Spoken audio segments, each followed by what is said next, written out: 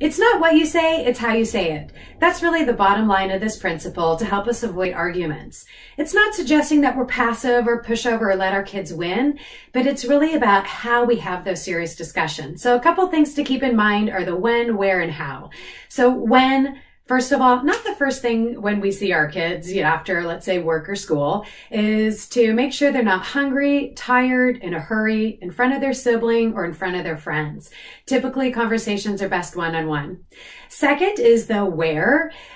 Oftentimes, discussions can escalate into fights in the car for some reason. So placing a sanctuary in the car as well as the dinner table help to keep things peaceful and prevent discussions from turning into arguments. And last is the how. So much is in our body language and our nonverbals. So being really mindful. I know something I'm really working on is my tone of voice, because a lot of times I am expressive and frustration can come out. So making sure to stay calm, take a minute and wait before having that conversation, and also making sure that we're not sounding accusatory or scoldy in our body language and our face can help things to stay calm and peaceful. So try these tips to help you avoid the argument and have a happy family.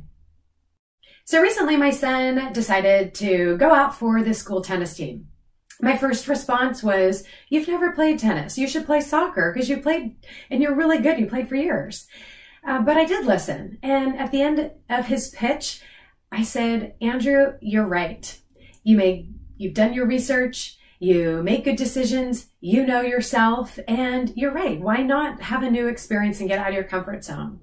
I realized in that moment, a lot of times as parents, we want to protect our kids from making any mistakes or getting hurt. And so we want them to do things the right way or the way we've done it.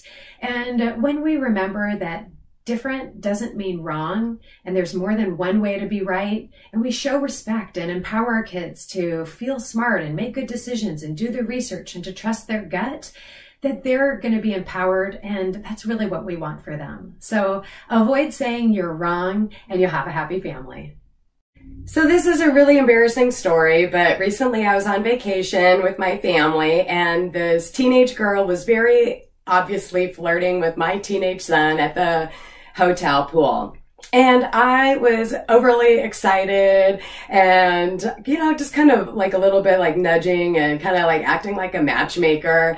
And as soon as we got to the hotel room, I admitted to him, I said, I was totally out of line. I made a mistake. I was really embarrassing. And from your point of view, I bet you wouldn't want to tell me about dating and stuff like that because I acted so badly. And I said, the good news is I learned from my mistake while we're in a different city. And I promise I'm not going to do that again.